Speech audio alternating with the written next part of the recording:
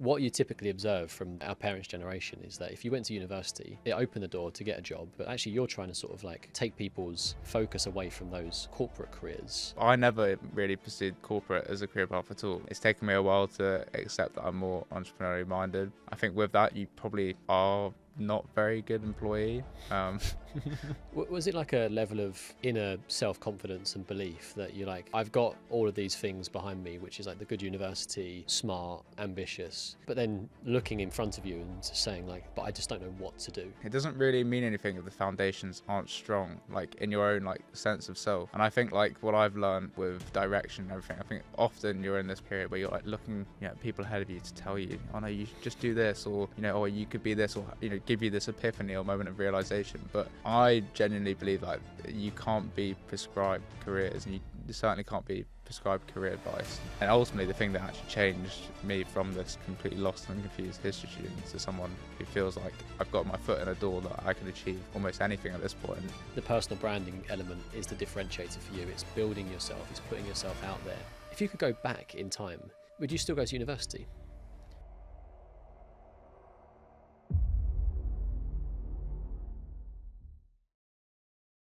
Peter, thanks for joining me on the Ambitious Minds podcast today. Thank you for having me. That's an absolute pleasure. I want to jump straight in today. What do you think is the biggest challenge right now facing graduates leaving university? Yeah, I mean, there's so much that goes into this question. I would start by saying that the job market is very different. Like even since when I graduated just over a year and a half ago, like so much has changed, and I think the awareness has not made it down on an institutional level. Like it's not coming through universities, it's not coming through schools, it's not coming through larger institutions, and what that's created is everybody's sort of still building their careers in the exact same way as they were before. That's the idea of if you get into a good uni, you'll be fine. If you get that spring week, if you get that summer internship, then you're guaranteed some kind of job at the end. And ultimately, the job market, few factors, obviously COVID, AI, economic downturn, it's just meant that there aren't the same roles available, but there are opportunities. They're just not hiding lying in plain sight. So you have to, in this job market, you have to really follow your curiosity a bit more. And career building's been democratized because of social media and tools, and I think I'm sort of living proof of how crazy I've been able to make this position I sit in as a 23-year-old. Like you can do a lot with it, and not because I'm anything special or like I think I just I called bullshit on the significance of my degree or what I had quicker than anyone else, and I think that's the main problem that people are facing. They are struggling to actually question what makes them employable, where they want to go, why they want to do that, because previously you didn't have to as quickly, but now you kind of do to even have a salary or a way of living. And so I think also just like generally combating societal norms, like whether that's enforced by parents, or your friend has got that job, so you're considered a failure if you don't go down that route. Like for me, when I started doing anything in the startup world, when I was at UCL, like people were just like, why is he doing that? Why are you doing that? But now that obviously the people that ask how you do it, and that's just how it is, isn't it? Like you realize when you start doing something for longer than you were traditionally meant to, people then start asking once you have some success from it, how you do it. And I mean, the Graduate Guide, my company, the mission really is to just help people in that journey and give that awareness to everybody. Yeah, I think it's a really interesting space, because it feels like there's more competition than ever before for people leaving university. Like for example, were you the first person in your family to go to university, or did your parents go to? They went, but they're both architects, so they went Okay. for like a Well, real reason. That's a real long one as well, isn't it? Yeah, Study. like as in they went to facilitate that career path, whereas Yeah. I went to study history because at school I was told, just get a degree, you'll be fine. And the reason why I asked that question is because what you typically observe from the generation, our parents' generation, is that if you went to university, it got you, it opened the door to get a job, and they're now probably very senior in their industries. Whereas now people are coming out of university and they have a degree. Some people are getting masters, and they're going even one step further than that now with things like PhDs, all fighting for these sort of like graduate jobs in corporate industries. But actually, you're trying to sort of like take people's focus away from those corporate careers and maybe look at what else is out there, exactly what you've done. But you actually started, I think, from my understanding, in more of a corporate role, didn't you, when you left university?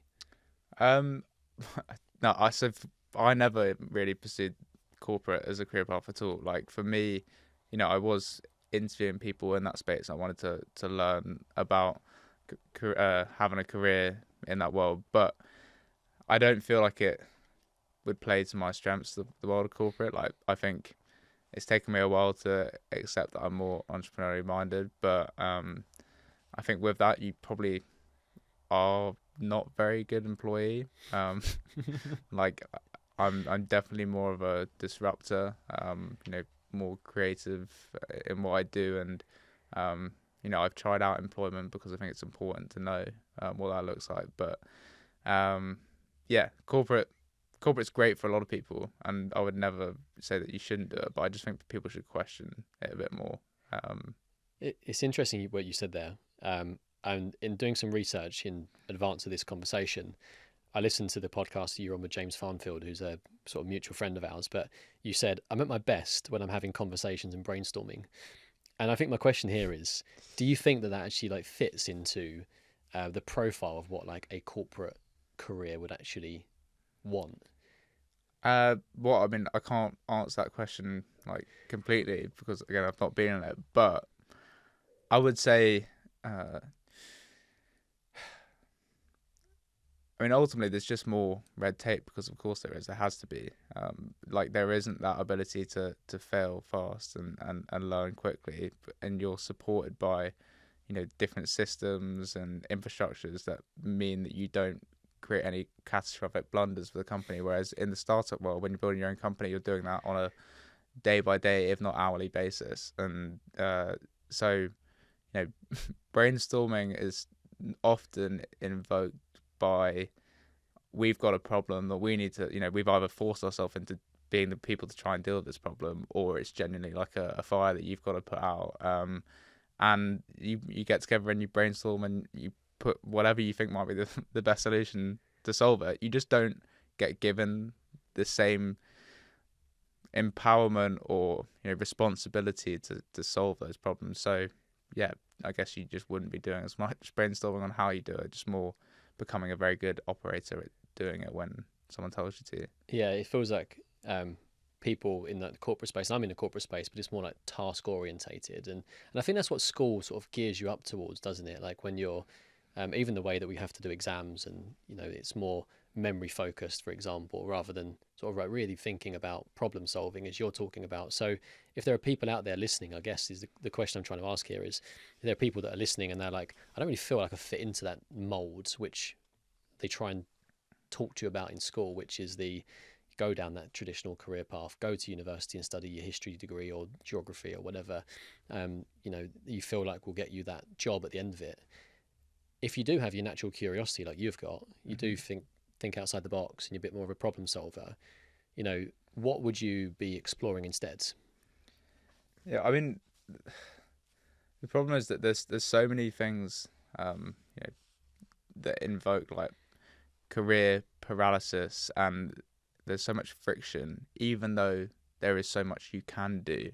Like the problem is that you don't actually like get to a point where you feel like you can actually just start doing, and obviously that can be like societal pressures. It can be not having that community that supports you in doing it, and I think in order to actually start doing anything or even knowing what you want to do that in, you've got to get your own personal life ducks in order. You've got to get the right people surrounding you. Just on a human level, do you share the same sort of level of delusional optimism? Like, are you ambitious beyond what you've been sort of told by your predecessors to do?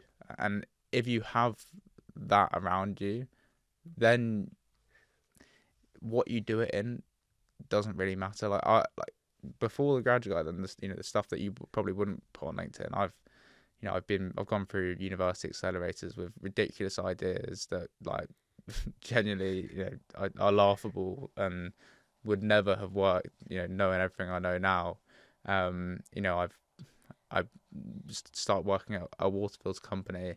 I was a ski instructor. I've done so many random eclectic things, and I think that feeling of doing, that's what makes you really employable in this job market, because not only does that result in out of the box experiences that you can leverage in interviews and trying to make yourself indispensable, but it just creates an infectious energy. So I guess the reason I'm saying this is because you have to understand why you're even doing it in the first place. Like, are you doing it to become a founder, to really try and build something that you're so passionate about solving that problem? Or are you just trying to, yeah, keep that feeling of like momentum and you're doing, and when you go to somebody and you're like, okay, I want to work for that company. It's not like I've done this degree, I've ticked these boxes. It's like, I know exactly who I am and exactly who I'm not, because I've done all these things. I've failed at all of this. I've succeeded at all of this. And your company is not doing that well enough. So I think I could play a part in doing that. And that is the kind of, like, that was me, age 21. Like, I'd given myself that level of confidence to go to people and say that. And so, yeah, I think people should have that in the back of their mind as why they're even doing it in the first place. Yeah, and lean into. I think that sometimes we do things because we see others doing it, or like that was the career path that that person took, or rather than leaning into what you enjoy, what your passion is. And I think that word's been promoted a lot more in the age of sort of social media now, when people are saying explore your passion a lot more. What did you, if you cast yourself back to when you were in school, what did you want to do when you were growing up? I mean, yeah, I always had like very high expectations for myself, and this underlying level of ambition. But I don't, I don't think I ever, yeah, I never had that. I wanted to be a footballer. I wanted to be this my whole life, and I managed to do it. And I think, generally speaking, a lot of people don't. And good on you if you have that. Dream from a young age. But there's pros and cons to both, right? Like, not being able to fulfill your lifelong passion is very demoralizing and hard to take. But it gives you a real sense of direction from a young age. But on the other end, if you don't have any expectations of yourself, but you just have a level of ambition, it can be really manic depressive in the beginning, like it was for me. Being this history student, having these moments of self doubt, feeling like you had every possibility to do well in your career, but no career prospects simultaneously. Like, that was a thing that I was stuck in for a while. And What so, do you mean by that? Sorry. like, in theory, I was, when I started really taking my career seriously after joining UCL and lockdown, I was in my second year, and I was going like, okay, I've done well in my A levels. I'm a confident guy. Like, I think I have some skills. They're not refined, and I couldn't actually put them on a piece of paper. I'm going to the number eight best university in the world, but none of it actually meant anything in terms of my sense of direction. Like, I could not actually formalize that into I'm on my way to doing this or achieving this in my career. It was just like this very like base level. If I'm very honest with myself, none of those things should have made me employable. Maybe in previous job markets, I could have got away with that. But the truth is that you shouldn't.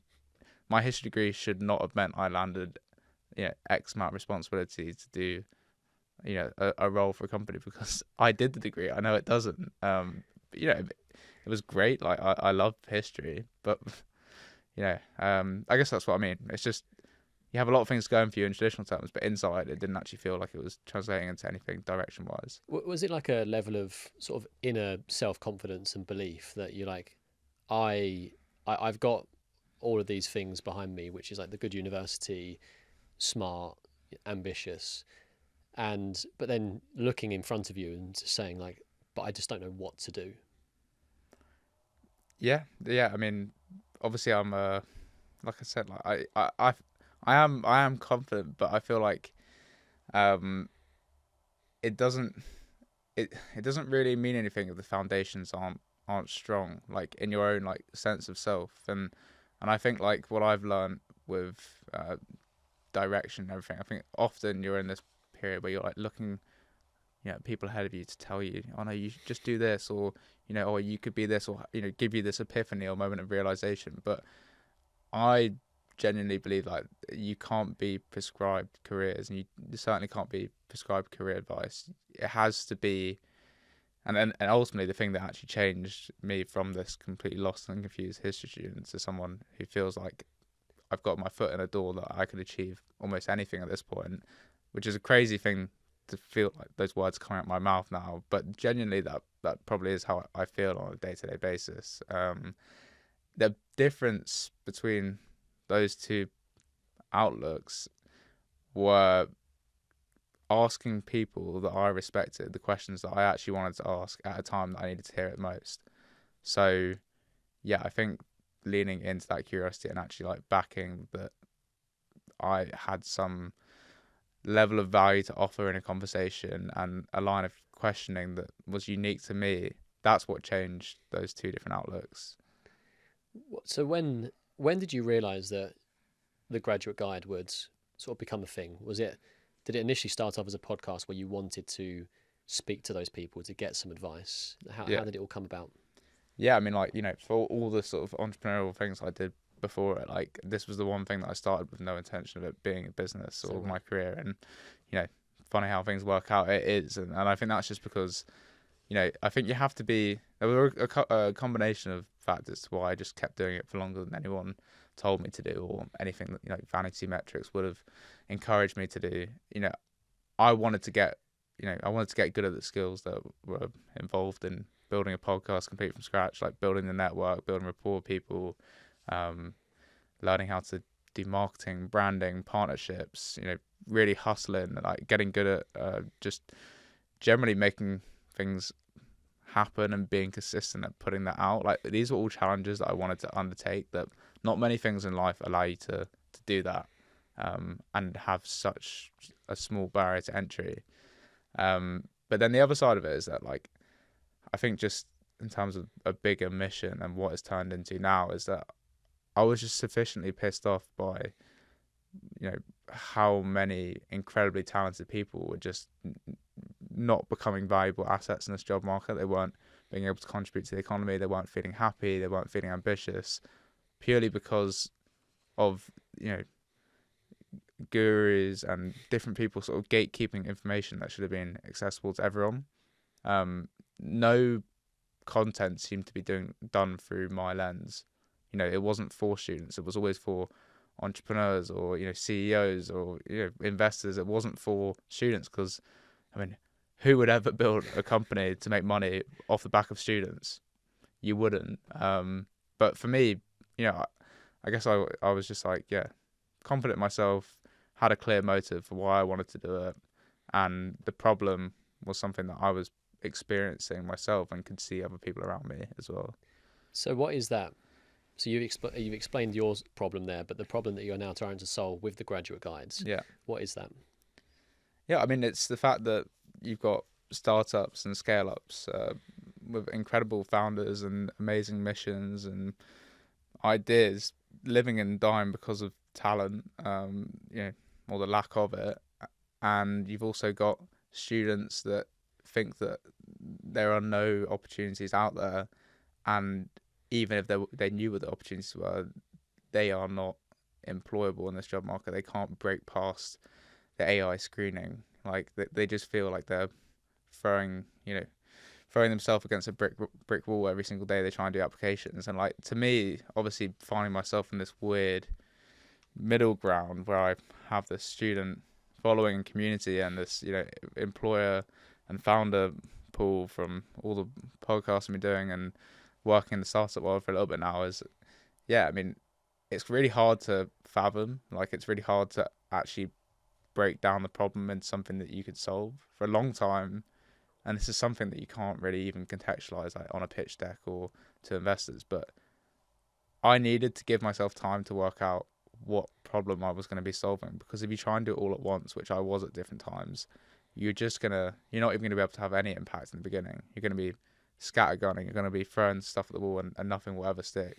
So ultimately, our business is geared up for now is helping those that truly have intent to build, to remove the friction and actually start building, and then actually working with entrepreneurship hubs, working with VCs, working with institutions, like connecting loads of dots and building bridges that should have always existed but didn't, probably out of complacency, right?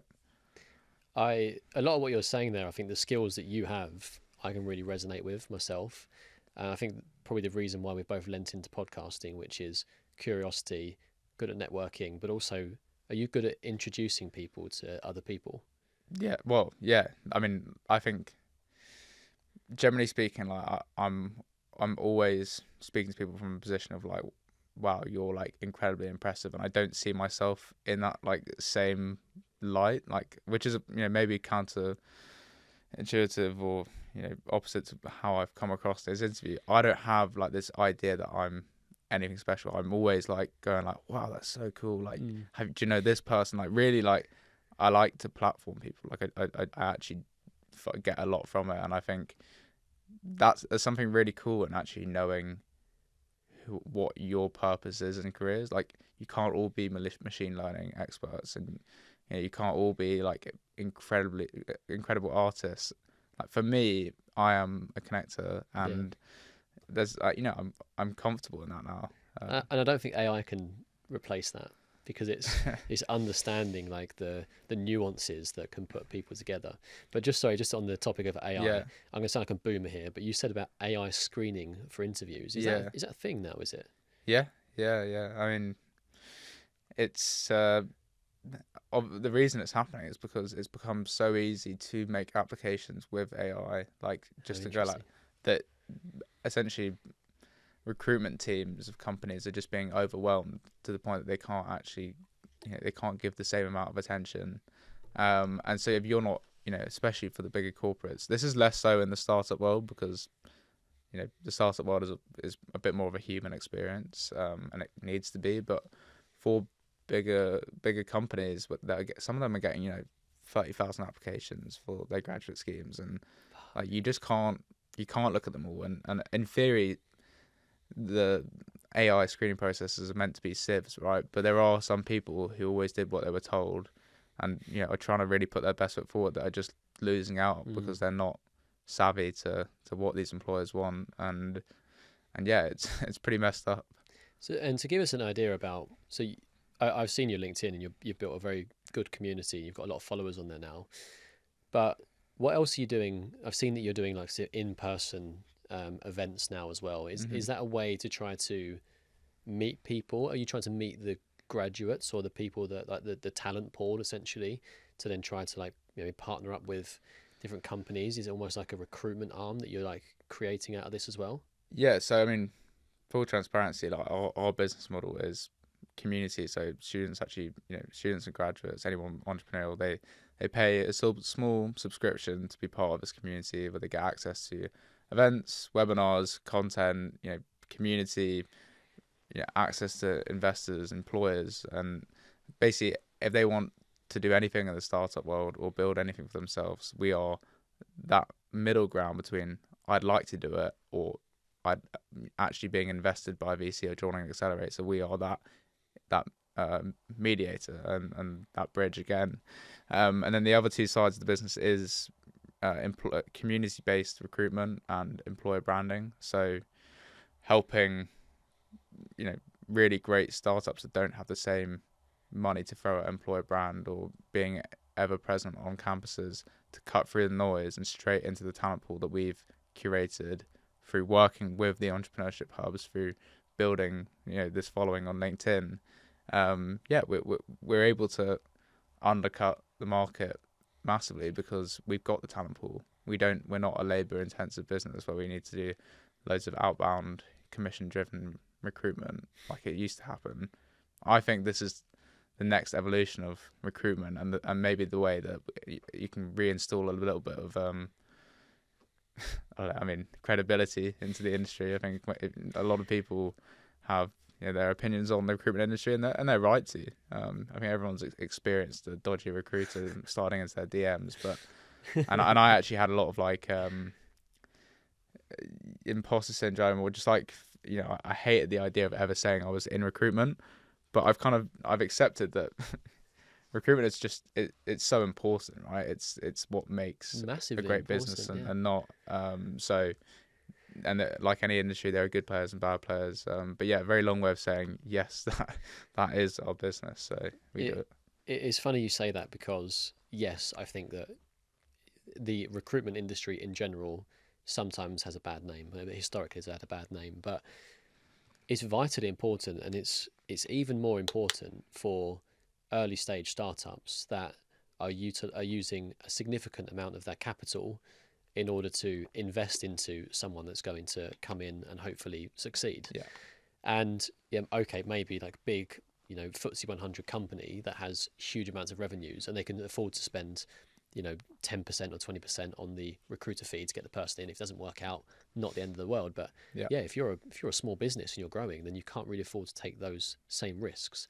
So you need to reduce the friction, as you said earlier on, to getting the best quality talent. Yeah. And if you can sit there as an intermediary to identify the talent, match up to the right companies, the right skill sets, and all those sorts of things, because a lot of it as well, this, like, you've worked you've been employed, so it's about getting on with people too. Mm-hmm. It's not just about having the right skill set. And I think that skill sets are now also not what they used to be. It's not, as you say, the degrees and your experience. It's about attitudes. Mm-hmm.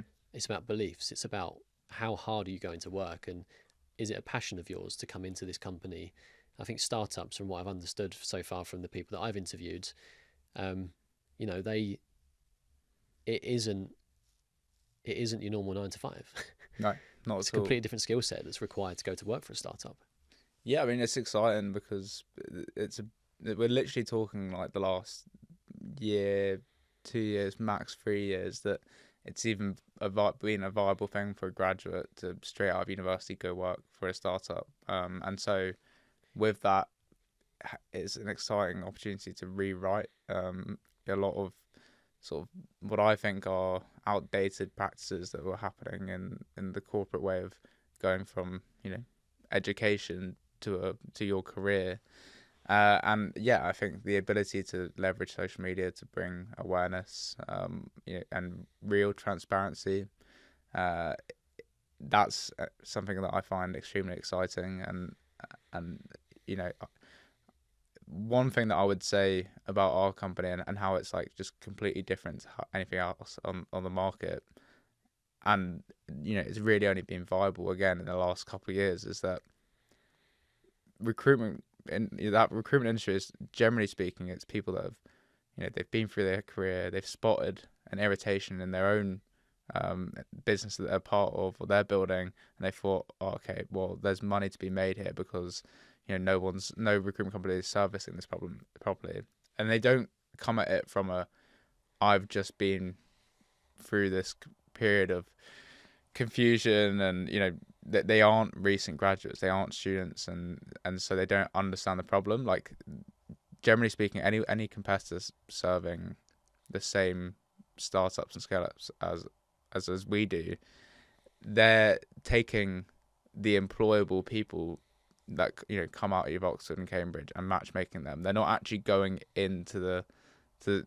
universities and institutions themselves to try and solve the problem and make people more employable. And that's where I'm like, okay, the fact that at 23 I understand the problem, I have the same capabilities to perform recruitment. Like, it's not a particularly difficult thing to work out. It is just matchmaking, and you can be more tech savvy with it and all these kind of things. But fundamentally, I think the USP is having this reputation online that people actually want to get to know you. They want to be part of this community. They want to be part of your talent pool. And I'm able to actually go into the university, and I'm not a 31-year-old ex-consultant saying like, yeah, like I really understand what you're going through. Like, I'm gonna help you. Like, I genuinely do understand, and so I know what they need to be made more employable. So yeah, basically there's loads of different arms to what we do, and I think it's a really exciting model that I'm sure we'll see a lot more of in years to come. Yeah, I mean, fair play for doing this as well, because you've shown like just your own level of entrepreneurialism, where you've gone out there and the problem that you're trying to solve. You know, all these people that sit in front of you on your podcast, Yeah, you know, you are in the same league because you identified the problem, you solved the problem, and like you say, that you are also relatable to the people, to the graduates, because of your age, and you're so young and doing this as well, which is quite incredible, really. But I just want to ask a quick question about if you could go back in time, would you go? Would you still go to university? uh, I mean, yeah, it's a difficult one because apprenticeships, for example, are a really great route, and like when I was at school, it was not a thing at all. Like it was not considered at all a should I go to university or do an apprenticeship kind of decision. It was get into the best uni you can, do UCAS, and um, I think ultimately it's so like being honest and knowing the personality type that I was when I was a teenager. Like I think it's hard to prompt yourself into really thinking about your career and having consciousness at that age. And so university, the sort of underrated aspect of it, it gives you 3 years to kind of sort out who you are and sort out what you want to do, like Start a your personal podcast. life. Yeah, like you have a lot of time, and I loved it. I think it probably dragged on a little bit too long. Like I'd probably shorten my degree if I could have. But yeah, I mean the brand name is probably always going to be useful in the beginning, but you have to actually build on top of that and not just assume that brand name and that degree will guarantee you a job. Like if you build on it, I think it probably still is the best route.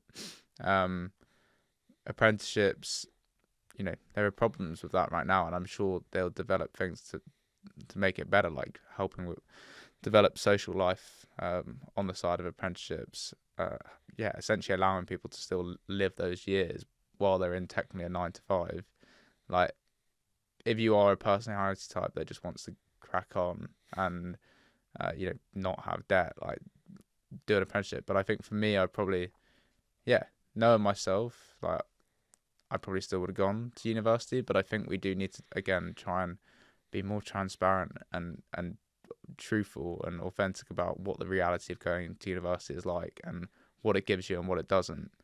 Obviously, that at the end of the day, universities are businesses, so they're not going to do much to try and shoot themselves in the foot. But I think everyone would benefit from just saying, like, listen, doing a degree is great, but do one that you actually think is going to be useful, that might help you meet people and in a space that you might want to go into, and ultimately something that makes you feel excited to go in every day and study. Because yeah, I mean, you can fall out of love with your degree very quickly, and it can leave you like in debt and just very like demoralized. So yeah, I think I would have just tried to really think about who I was a bit more when I was younger, and that would have dictated what I did.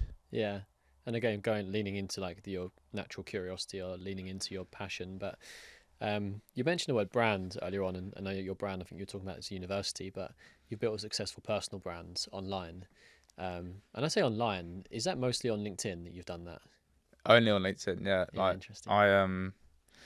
I'm not so. I've never had TikTok. I don't write Instagram captions. I'm not your traditional social media savvy person, and I don't want to be really. But I think LinkedIn is this kind of comfort blanket where everybody's got to put a name to a face. They've got to actually mean what they say, and like generally speaking, I think it's a pretty like supportive community of people.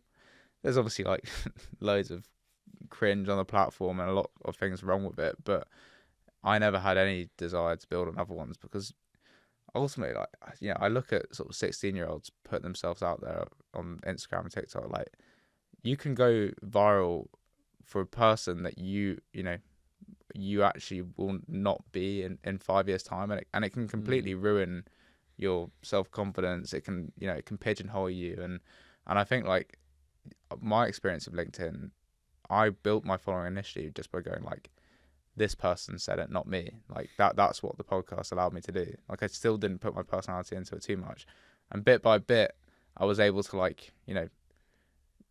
I was able to really get comfortable with putting my personality into these posts and then actually saying what I thought. And I don't think the other platforms really allow you to do that because of the fact that your friends are probably all watching at all times. Like my friends didn't care about anything I was doing on LinkedIn. They were like, oh yeah, you're doing the LinkedIn stuff. And I kind of loved it. It was like, it was my space that I could, build things away from everything else, completely undistracted. And yeah, I think, I've actually got a documentary with LinkedIn coming out soon. And so I'm really trying to fly its flag, not for the reasons that, your careers advisor at school will tell you, like, job search and whatever. But like it can, we're here today because of it. I've been on holiday with mates because of it. I've just had some of the most amazing experiences because of it. And it ultimately, your career does become your life very quickly. So you might as well start making LinkedIn work for you when you're younger, because it can give you a very cool career off the back of it.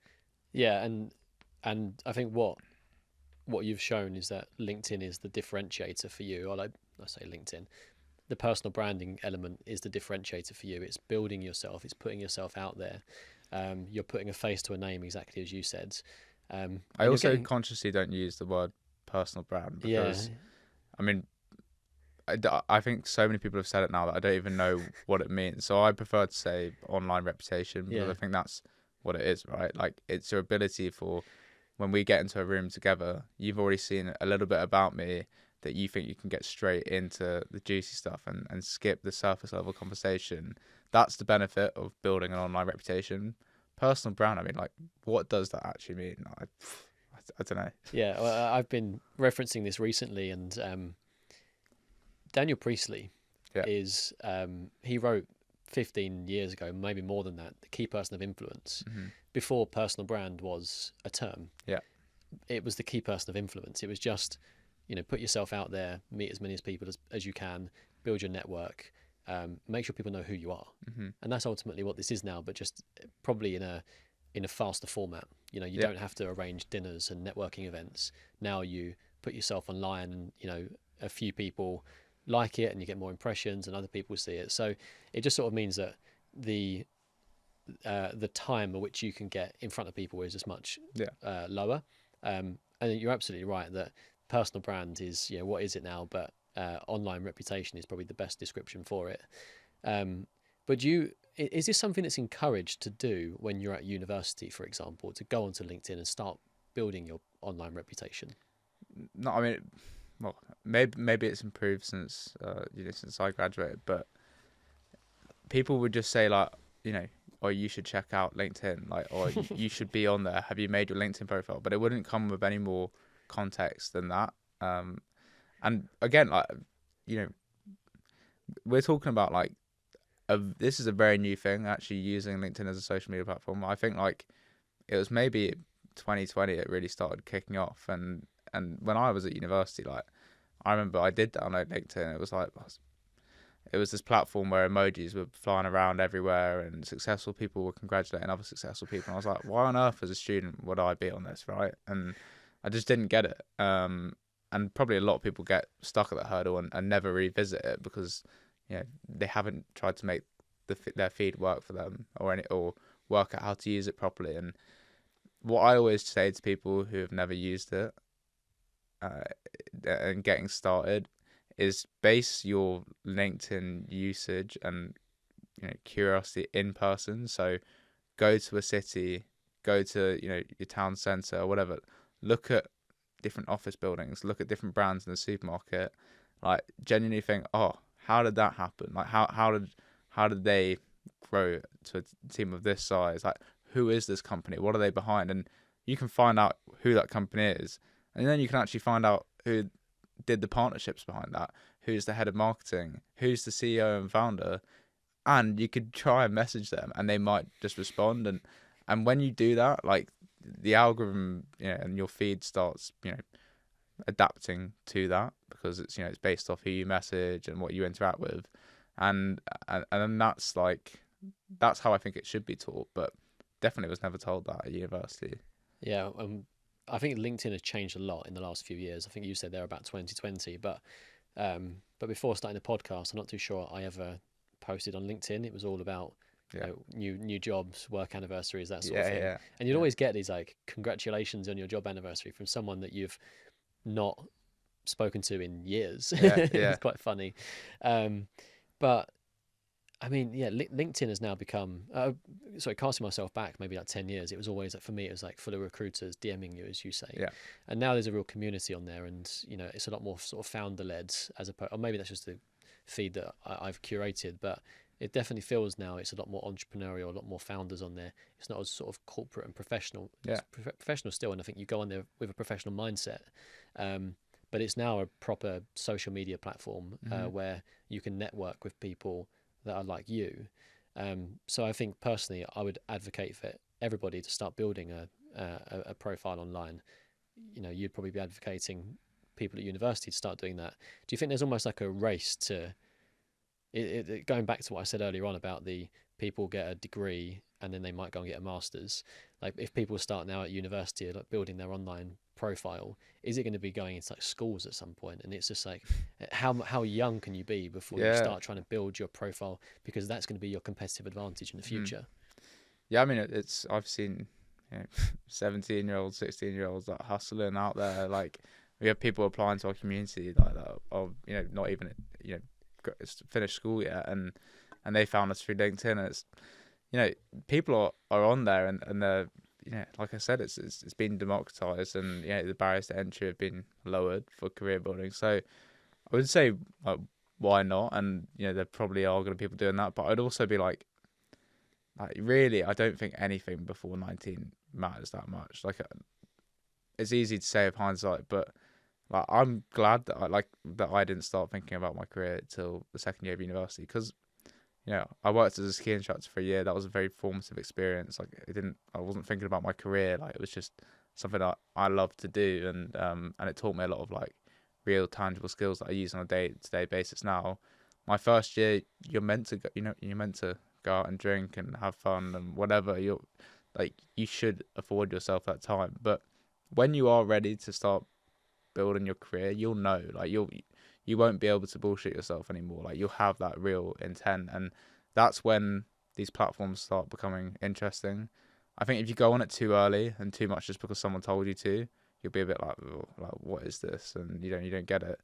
But when you go like, oh, I would love to, read more about this, digest it, repurpose that content through my own lens, and actually build a community of people that are similar to me, or have access to people that I would otherwise never be able to get to meet. When you start having that feeling that that's what you want, then yeah, great, do it. But I mean, I'll never go to, I do a lot of talks at schools now, and I'd never go there and tell people to start posting on LinkedIn, like, or just follow your dreams and all this kind of wishy-washy stuff, because when you're young, you just want to have fun, feel like you're moving somewhere, doing things, and I mean, all the career stuff can come later. Yeah. What advice would you give to somebody that is looking to, or that is maybe in university and going through the same challenges that you went through? What would be the first steps that you would recommend that they do? Would it be something like try and figure out what you are passionate about and lean into that first of all? Yeah. I mean, like, I think there's so many, you don't just go from feeling really unambitious or like not confident in yourself to founding a company out of nowhere. Like, look, there has to be things that happen in the middle. And like, for me, as sort of Gen Z as this sounds, like, I did start doing DJing. Like, I started doing things that I just wanted to have that feeling like, oh, I can feel myself getting better. I can feel myself putting myself out there in front of my mates at parties, and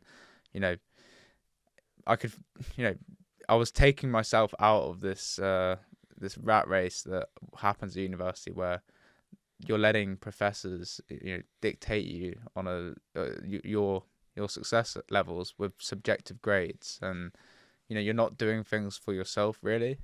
So I would say, like, instead of going to apply for that spring week tomorrow and spending your whole day doing it, and just simply doing your degree, if you are feeling in that way, like, I wish I had someone just sort of like that I really respected going, just like go have a day where you're feeling like you're doing it for yourself, like you're doing things that are leaning into your natural curiosity, your passions. Like, but I think too many people just say the easy answer, like, follow your dreams, pursue your passion. Like, again, like, really, when you dig deep into it, what does that mean? And it's never going to be the same for like anyone else. But the one thing that you can say is that, the more that you have the right people in your life who just allow you to crack on and be yourself, the closer you are going to be to actually pursuing things that you're passionate about and not fearful of what others think. And then once you've done that, then it's just about, trying to keep the momentum and, keeping yourself sufficiently entertained in the process. Yeah, but I think that at that age it's quite hard because you feel like a fear. Did you feel like a social pressure at all, like from your friends and what they would think of you when you were doing something a little bit different? Yeah, definitely. I mean, like I said, nobody understood in the beginning. Like, nobody was listening in the beginning, and why would they? It was recorded on crappy mics, in a basement of a pub nearby my Was university. it? Yeah, like, and I didn't know how to write on LinkedIn. There were no hooks that would make them want to read it. The marketing was bad because I'm not a designer. It was all these things, but like I said, I wasn't doing it for those reasons. And I was saying to you before the podcast, actually, is that,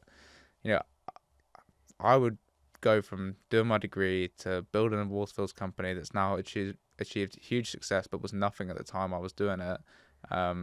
And speaking to managing directors of Google, in this basement of the pub, and like, I just thought, like, this is so fun, this is so different. I know no one else is doing this, and like, it really just got off on it, and so I felt the fear of cringe, but like, I knew who my mates were. I knew why they liked me, and they didn't like me because I was a, straight down the line conventional guy, like, that just chatted about exclusively football.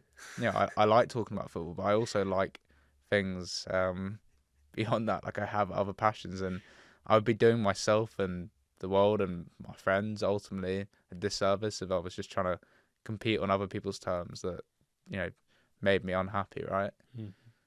You're a very ambitious person. What does ambition actually mean to you? I mean, ambition can, it can be the best and worst thing in the world. Like, it's caused the highest highs and the lowest lows in my life, and like everything in life, I think you've got to work out your relationship with it. Whether that's drinking, exercise, whatever. Like, if your relationship with it is not good, assuming that it's always gonna be prevalent in your life, then you're never gonna be able to leverage it sufficiently. But now I think I've got a really good relationship with ambition. I would say, ambition is the thing that, when you're feeling hungover, or you're, lying in bed at night and your brain's completely fried, that, like, just prompts you into this, like, rabbit hole of, working and doing something like beyond what you've been told to. And this is where 9 to 5s can be a bit frustrating. It's like, it's kind of curated this thing of, you just switch on from 9 to 5 and the rest of the time you're just recovering. Like, it, that's kind of how I saw it when I was in employment. And I love just being able to, like, late at night just go down this weird mental rabbit hole, and dumping thoughts on my notes, speaking to like, I literally speak to AI, and I'm like, how can I make this ridiculous thing a reality? And they can actually tell you some steps. And I mean, I'm not an AI savvy person, and I'm not a good adopter, but I laugh at how good it is, like, on a day-to-day basis. Like, how well it knows my voice, how well it knows my business, how well it knows me. And ambition has become like my favorite thing in the world. Like it makes me feel like the world can be gamified some days. Like it can actually be this beautiful, amazing thing. And I don't want, I'm at risk of sounding like an absolute weirdo right now, because I know that there's loads of crap things going on in the world, and and I know what it feels like to not be happy and everything. But I mean, I'm just trying to be as self-aware and relatable as possible and help other people, achieve the goal of living up to their ambition. Because it's very life sucks when you feel like you're doing yourself a disservice. Yeah, I think that what you say there is you have to play your own game as well. Like, if we worry about all these external factors too much, fundamentally you're not going to get anything done, and you're not going to also live up to your own potential. So being able to sort of drown out the noise, but have your almost like your central guiding principles or your central ambition. But I agree with you. Actually, it's the best thing and the worst thing at the same time, because like I feel like there's so much that I need to do during my time on this planet. Yeah. And I'm like, have I got enough time to do it all? And even like with me, I've got the full-time job, I've got the podcast on the side, and I'm doing all these different things. Like I go skiing too often. You'll probably like, I love going skiing. My girlfriend's Italian, so Yeah. we've got the opportunity to do that quite a lot. But like I'm trying to like host a podcast.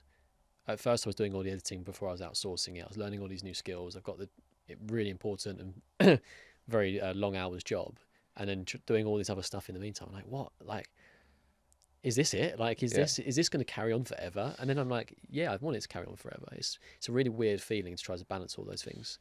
Yeah. No, I mean, it just, I don't like, I it's hard to understand or comprehend that. I guess there are people that live very happy lives without it. Like, and I've spent a lot of my life being very envious of people that don't seem to think very much. Like, Same. and just seem to like be able to chill. And I'm like, oh, that seems nice. But yeah, like you said, you got to play your own game and find your own relationship with it, because if you don't, it's gonna swallow you up and make you hate everything and just be a very like self-pitying, like salty individual. And no, I think if you ask anyone, like no one sets out in life to become that. But I think it's just like the problem with building a good relationship with something is it's so mundane at times. Like it can't, like, to fulfill ambition, sometimes it can just be so like, just do the simple small things over and over again. And that's Sometimes without results, by the way, because you mentioned this earlier on often without results. when you said about like at the start of the podcast, like no one was tuning into it, and why would they? It's like you knew that you were doing good things with this, and it was it's satisfying you because you're having these good conversations. Yeah. But there's also a level of you, I'm sure, that was like, I do want people to listen to this. This is good. Like I do think that it deserves to be listened to. Yeah. And it's not. Yeah. I mean, like, yeah. I'm not gonna sit here and say I don't care about how well a post performs or whatever on LinkedIn, because ultimately that's kind of like just caring about how your business is doing at this point. Like, it's important for me to be reaching more people, and I like seeing how you can get better at marketing and all these kind of things.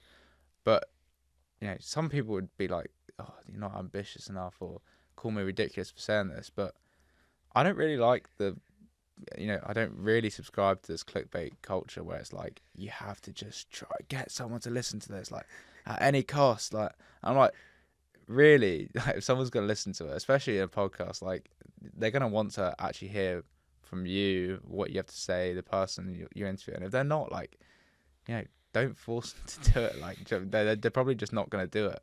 And like, I don't know. There's been so many times where that classic like YouTube, like you'll see a title and then you spend 6 minutes watching it, and you're like, so when does the actual thing happen? Yeah. And I'm like, I'd rather not build that, because it's not sustainable, is it? Like, it's not sustainable for actually building a personality and a brand that people want to engage with.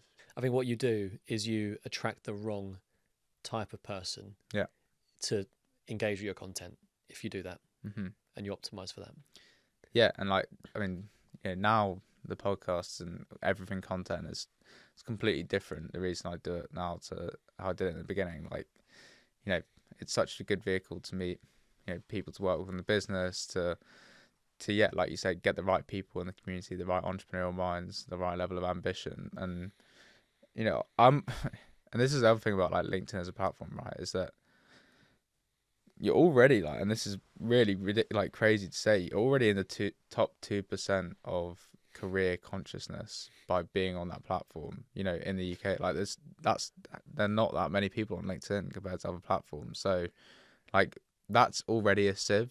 Like, okay, and then you've got to stand out on that platform, and then you've got to like actually get someone to go click, or to pay, or whatever, or actually do something. And I think you can see them as really frustrating things in the beginning, like, oh, not enough people are doing this. But like ultimately, these, as you get older, and if you keep doing something enough and trying to improve and get better at it and improve the product and everything, you're gonna actually be grateful for these servers, because yeah, like you said, it's no use to anyone having vanity metrics and numbers that don't really mean anything. Like, I focus exclusively on how has that helped my relationship with someone, or how has that improved somebody's ability to feel like they can ask me anything, be that student, founder, an investor, whatever it is.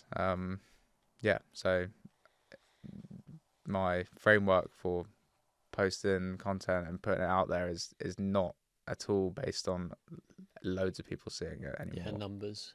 Yeah. To also steal another term from Daniel Priestley, it's about building your tribe, and that's what you're doing. You're building your community. But going back to ambition, what are your ambitions with the business, with the Graduate Guide? Yeah, I mean, like I said earlier, I think my my career is always going to be in and around connecting people, and helping exceptional people meet other exceptional people, and make things happen. Like, that's my role in life. The Graduate Guide's a really awesome. I never say awesome. I don't know why I said that. Graduate Guide is a great lens to be doing that through right now. Like, I want the Graduate Guide to really make a dent and solve what is a massive problem. Like, everybody can see this, whether you're a parent of kids, whether you're the kid itself, whether you're like a company that's not being able to find any great grads, or like, this is affecting pretty much everyone. And so yeah, I think there's so much space for people to do great things in this early careers, recruitment, employer branding industry, and I've I'm not going to say I'm going to be the one to solve it myself. Like, I have a very collaborative attitude to how this happens. Partnerships is something that I love, and I want to keep building the Graduate Guide based on this very strong foundation that we've got. Make sure I've got the right advisors and people keeping me on a good path, and making sure it stays aligned to the reason I started it and the brand I'm trying to build, and ultimately connect people to opportunities and get them into rooms that previously they never were. And there's loads of other intricacies and KPIs, and ultimately like wealth that I'd like to gain from doing it. But yeah, fundamentally, if I can say that the Graduate Guide served what I intended it to and helped a lot of people, what more can you ask for from your first business that you actually try? You use a good word there, your first business. Do you envisage yourself building more businesses in the future? Yeah, I'm in too deep now. I've this ever since I decided I'm not going down the corporate route. I made my bed, and this is all just a product of me lying in it, right? Like, yeah, I think the more you become a founder, the less employable you become. So I do. However, I've been thinking, like, in the next stage post the Graduate Guide, I can see myself wanting to work under someone truly exceptional, because I've never really, I mean, I'd be doing a disservice to my previous employers, but I've never felt like, really empowered underneath like just an exceptional brain, right? And I'd love to do that. So, hey, yeah, I mean, I'll be in this world forever, whether that's as a founder or helping build a company that I'm passionate about. Have you been approached by any of your podcast guests to work for them? Well, that's how both my previous job opportunities came. That's how I became employee number one at Water 2. Is that right? Okay. So you Yeah, interviewed the founder? yeah. He was a university Really? dropout from UCL. Oh, wow. That's how we, how I basically forced him to delegate some work to me, and just kind of went from there. And kept doing that, and it was very formative and a great experience. EZA the same. I wanted to do events. I thought what they were building looked cool, and yeah, my early stages of my career was just throwing loads of stuff at the wall and seeing what stuck, and the podcast was the ultimate vehicle for all of it. Yeah. And now you're building your network even further, and that's opening doors now for you to go on and do more and more things, which is really cool. And but have you thought about how do you employ anybody at the moment, or is it just you and your co-founder? Myself, my co-founder, the production team, and then we're we're close to finishing our investment round, and then now it's time to scale the team. How do you feel about that? I'm excited. I mean, it needs to happen soon. Like I need to be able to pay myself. I need to be able to delegate and some tasks, empower some people to do some work that I'll never be that good at, and yeah, I mean, I know recruitment's a challenge because that's what our company helps with, our company. So it's going to be really interesting building it for our actual own team. But yeah, ultimately, I'm excited for it. Like, the opportunity to meet and be responsible for giving people their livelihood and the next stage in their career, and contributing to something that you started in this pub. Like, it's just cool. So yeah, it like the next stage of the business is exciting, and yeah. Yeah, well, fair play to you, because it's an impressive business that you've built, and a sort of a brand that you've built around it. But first and foremost, you're trying to solve a real problem that is being felt by, I don't know what the numbers are, hundreds of thousands, millions of people Yeah. at the moment. So, whether that's someone that's left university and they're in a job they're not enjoying, or whether they are considering going to university or in university, or all these different phases. Yeah. And, you are stepping into this position, which from the sounds of it, you wish you had this advice when you're in that position, and someone to be able to sort of lean on and understand like what experiences or what opportunities are out there. And the fact that you've been able to get some really, really interesting guests onto your podcast, and then hopefully provide multiple avenues for these people. And I think that's where my initial desire to start the podcast was, for that reason as well, to try to show people. I work in the wealth management industry, so I sit down in front of cool people all the time. Yeah. And I was like, wow, like these people, that their careers or the businesses they built are amazing, and I wish that other people would learn about that as well. So I was trying to sort of like, open the door really to see, for other people to see what these people did. But you didn't even work in an industry like that. That was just natural to you, and it's just something that you were just like, I want to hear from these people. I want to know what they did, and I want to know how they did it, and what else is out there. Yeah, I mean, it's a really powerful feeling having your back against the wall in your career. Like, that's like that feeling that I alluded to earlier about feeling like I had every prospect but none at all at the same time. That back against the wall feeling is what prompted that incessant level of curiosity. Obviously, like curiosity, it manifested itself in different ways before, like whether that was dating or whatever, like other things that felt more important at the time. And I always, I kind of knew that, when I did find a way of applying that to my career, that could end up being my superpower. But yeah, I mean, ultimately, yeah, whatever reason you're starting it, and yours is a very admirable one, and you're also gaining huge benefits in a completely different way to me.